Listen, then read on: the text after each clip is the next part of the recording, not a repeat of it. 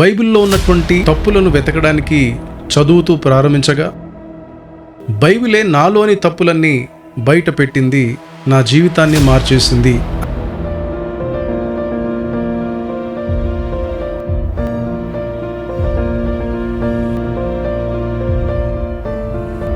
TWR India radio స్పీకర్గా RRK మూర్తి గారు వారి యొక్క అనుభవ సాక్ష్యాన్ని మనము విశ్లేషించబోతున్నాం.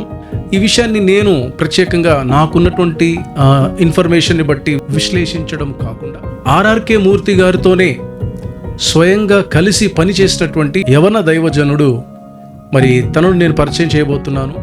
రేడియో ఇండియా అనే పరిచర్యలో గత 26 సంవత్సరాలుగా పనిచేస్తున్నాను. ఏ మాధ్యమం లేదు, కేవలము రేడియో అనే ఒక మాధ్యమం మాత్రమే ఉండేది. ఆ మాధ్యమం ద్వారా బైబిల్ గ్రంథాన్ని ఆది కాండం నుండి ప్రకటన గ్రంథం వరకు వచనం వెంబడి వచనము విశ్లేషిస్తూ, దేవుడు నాకు ఫుల్ టైం పిలిపించినప్పుడు నేను నా ఉద్యోగం మానేసి రిజైన్ చేసేసి ఫుల్ టైం సేవకు వచ్చాను. సో నేను ఒక యవన దైవజనుడిగా ఉన్నాను. మీ అనుభవం నుంచి నాకు ఒక మంచి సలహా ఇస్తారా?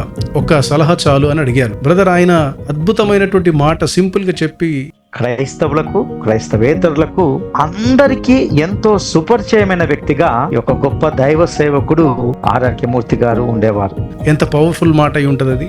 నేను అడిగిన ప్రశ్న ఏంటనంటే, ఏంది చెప్పాను ఇలా నా సాక్ష్యం. అప్పుడు ఆయన అన్న మాట ఏంటనంటే, ఇక ఆర్ఆర్కే మూర్తి గారి యొక్క బాల్యము గురించి మనము కొంత గమనిస్తే, నాకున్నటువంటి ఆ యొక్క అవగాహన కావచ్చు, లేకపోతే కొంత ఇన్ఫర్మేషన్ ప్రకారము నేను చెప్పదలుచుకుంటే ఏంటంటే, తన బాల్యం అంతా కూడా గోవిందపురంలోనే కొనసాగి. ఇక వీరి నాన్నగారి గురించి మనం కొంత ఆలోచిస్తే బ్రదర్, ఆయన సంస్కృత పండితుడు, ధ్యాన శ్లోకాలు, భగవద్గీత భాష్యాలు వర్ణిస్తూ ఉండేవారని తను